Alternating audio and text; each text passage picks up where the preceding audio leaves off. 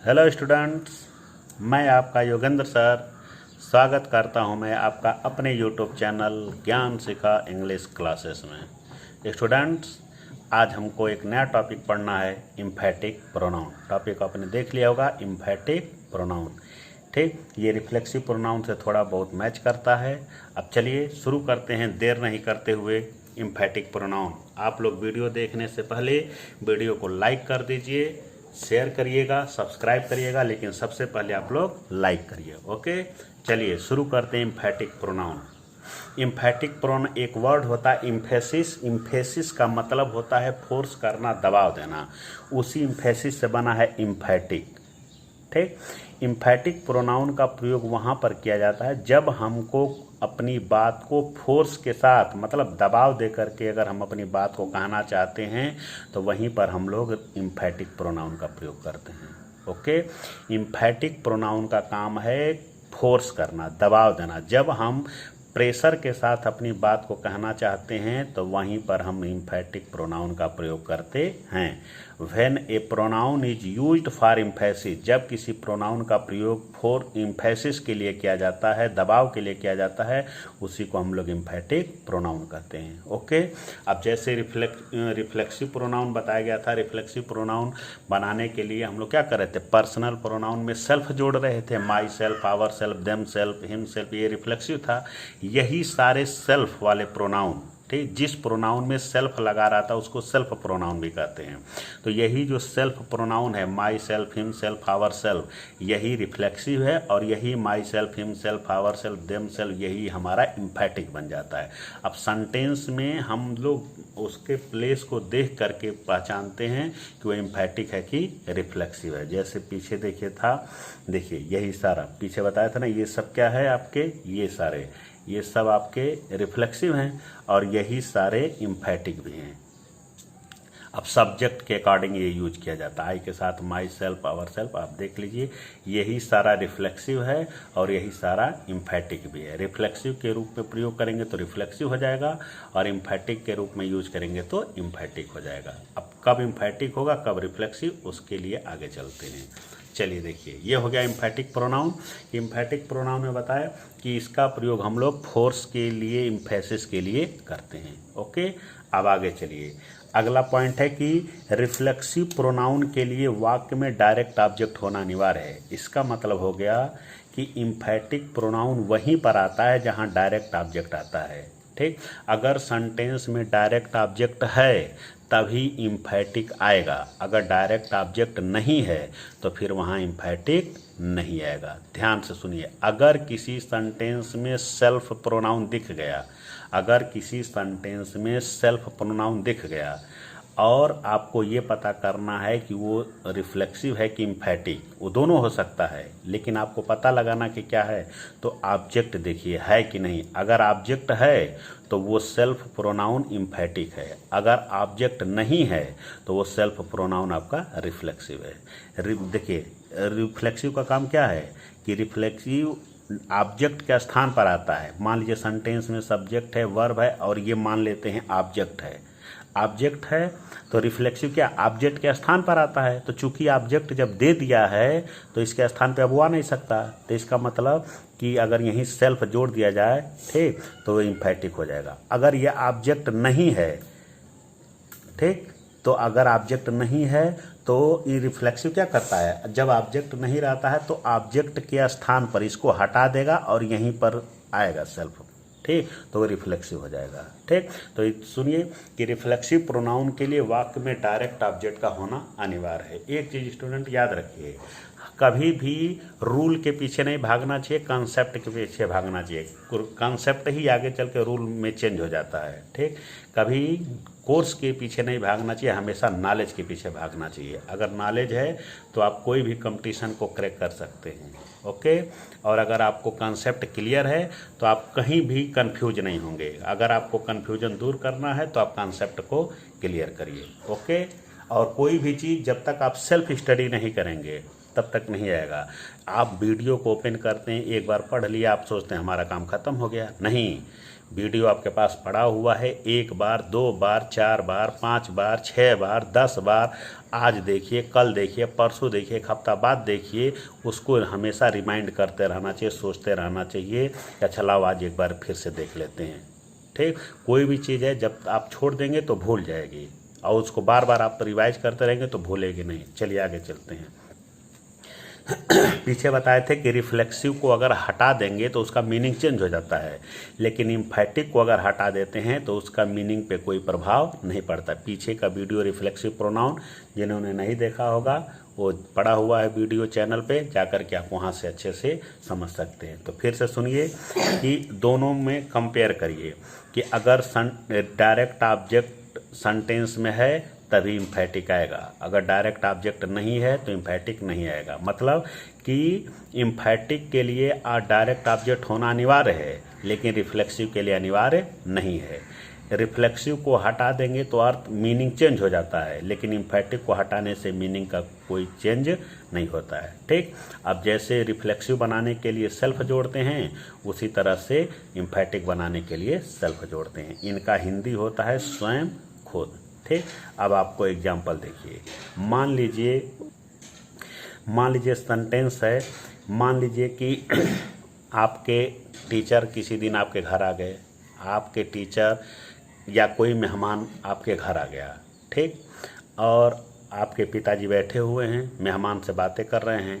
ठीक, मान लीजिए घर में आपकी कोई सिस्टर है, उसका नाम रेखा है। अब वो रेखा चाय लेकर के आती है। ठीक, अब आपके पिताजी मेहमान से कह रहे हैं कि चाय रेखा ने बनाई है। क्या बोल रहे हैं? चाय रेखा ने बनाई है। फिर से सुनिए, मेहमान बैठा हुआ है, पिताजी आपके उसके सामने बैठे हुए हैं, आपकी सिस्टर रेखा चाय लेकर के आती है। ठीक, अब आपके पिताजी मेहमान से कह रहे हैं कि चाय रेखा ने बनाई है, यही वर्ड यूज करें, चाय रेखा ने बनाई है। तो मेहमान ये समझेगा कि रेखा हमेशा चाय बनाती है। क्या बनाती है? हमेशा। ठीक, लेकिन अगर मान लीजिए पिताजी, सेम वही सिचुएशन है, अब पिताजी आपके कह रहे हैं कि चाय रेखा ने खुद बनाई है। मतलब मेहमान सामने बैठा है, पिताजी आपके हैं, रेखा चाय लेकर के आती है, पिताजी कह रहे हैं कि चाय रेखा ने खुद बनाई है। उन्होंने कौन सा यूज किया? खुद, यहाँ ऊपर नहीं, स्वयं या खुद कुछ भी हो सकता है, खुद बनाई है। तो मेहमान ये समझेगा कि ये रोज नहीं बनाती है, ये केवल आज बनाई है। ठीक, तो इसका मतलब खुद आपके पिताजी ने क्यों यूज किया? वो इस बात को इम्फेसिस करना चाह रहे थे कि आज की जो चाय है वो रेखा ने बनाई है, इसकी मम्मी, इसकी सिस्टर और किसी ने नहीं। ये किसने बनाया? रेखा ने बनाई है। ठीक है ना? तो इम्फेसिस करने के लिए उन्होंने ये शब्द लगा लिया। अब इस खुद की अंग्रेजी होती है, यही सेल्फ प्रोनाउन होती है। ठीक, यही दोनों में अंतर है। आया समझ में? चलिए देखिए, अब देखिए, अब मान लीजिए हमारे सामने सेंटेंस है कि रेखा प्रिपेयर्ड द टी।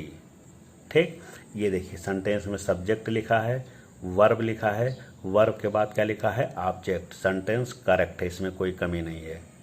ओके, फिर से देखिए दूसरा सेंटेंस, रेखा प्रिपेयर्ड, ये ऊपर जो है वही है। ठीक, रेखा प्रिपेयर्ड हरसेल्फ द टी। अब देखिए ये क्या है? सब्जेक्ट, ये क्या है? वर्ब, और ये क्या है? ऑब्जेक्ट। अरे यही चीज नीचे लिखा हुआ है, ये सब्जेक्ट है, वर्ब है, ये ऑब्जेक्ट है। ठीक है ना? ऑब्जेक्ट दे दिया, तो जब ऑब्जेक्ट दे दिया तो वहाँ रिफ्लेक्सिव आएगा?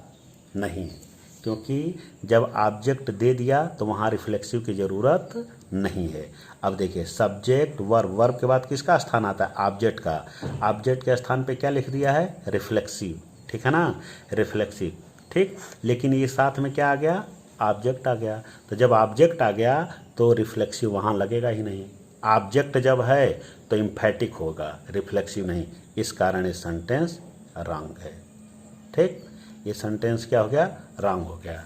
फिर से समझिए, रेखा प्रिपेयर्ड टी, रेखा सब्जेक्ट है, ये वर्ब है, ये ऑब्जेक्ट है, सेंटेंस करेक्ट है।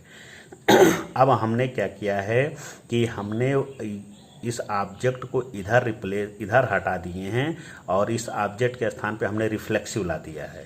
ठीक, तो रिफ्लेक्सिव लग जाए। अब सेंटेंस में ऑब्जेक्ट भी है, रिफ्लेक्सिव भी है। और अभी ऊपर बताए हैं कि अगर सेंटेंस में ऑब्जेक्ट है तो वहाँ क्या लगेगा, एम्फैटिक। ऑब्जेक्ट है तो रिफ्लेक्सिव नहीं लगेगा। ठीक, अब यहाँ ऑब्जेक्ट दे दिया है, रिफ्लेक्सिव भी लगा दिया है, इसलिए गलत है। ओके, तो ये सही कैसे होगा। ठीक, अगर ये एम्फैटिक रहता तो सही हो जाता।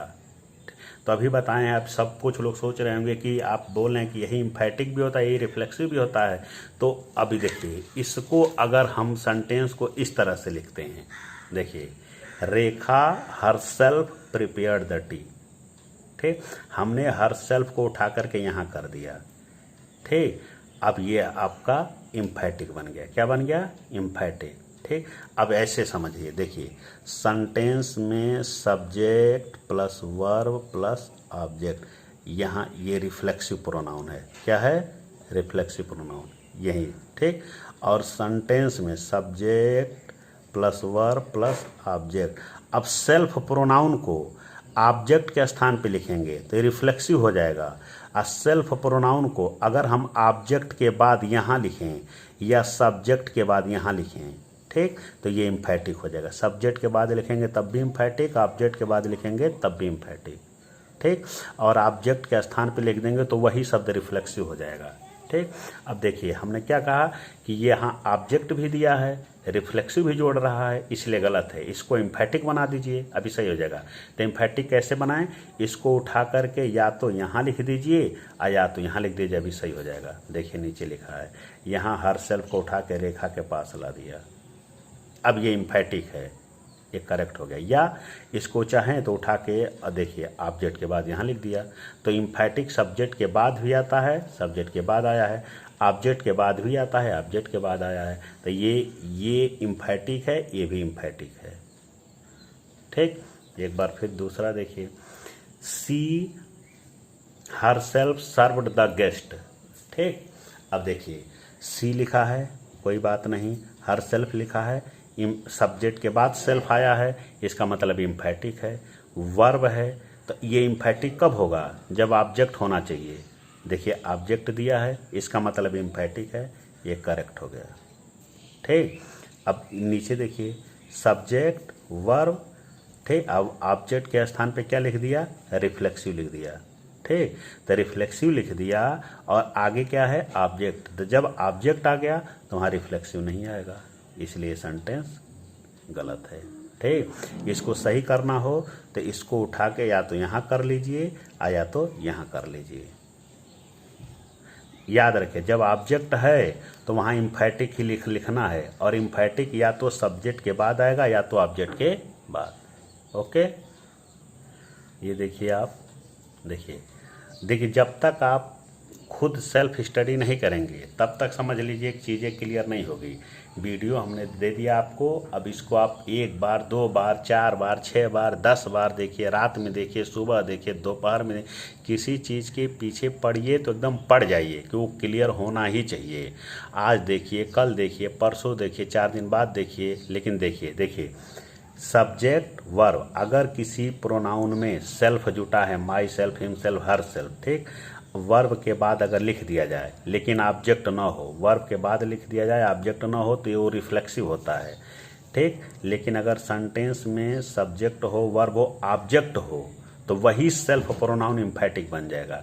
तो एम्फैटिक का पोजीशन कहाँ है, देखिए, या तो ऑब्जेक्ट के बाद या तो सब्जेक्ट के बाद। ठीक, और रिफ्लेक्सिव में देखिए ऑब्जेक्ट नहीं है, ऑब्जेक्ट नहीं होना चाहिए। अगर ऑब्जेक्ट है तो सेल्फ प्रोनाउन या तो ऑब्जेक्ट के बाद लिखाएगा, ऑब्जेक्ट के बाद या तो सब्जेक्ट के बाद। तो चाहे याद रखें मैं क्या कर रहा हूँ, सब्जेक्ट के बाद या ऑब्जेक्ट के बाद। एम्फैटिक प्रोनाउन ऑब्जेक्ट के बाद आता है, ऑब्जेक्ट के स्थान पर नहीं आता है। और रिफ्लेक्सिव ऑब्जेक्ट के स्थान पर आता है। ध्यान से सुनिए, रिफ्लेक्सिव ऑब्जेक्ट के स्थान पर आता है, ऑब्जेक्ट के बाद नहीं आता है।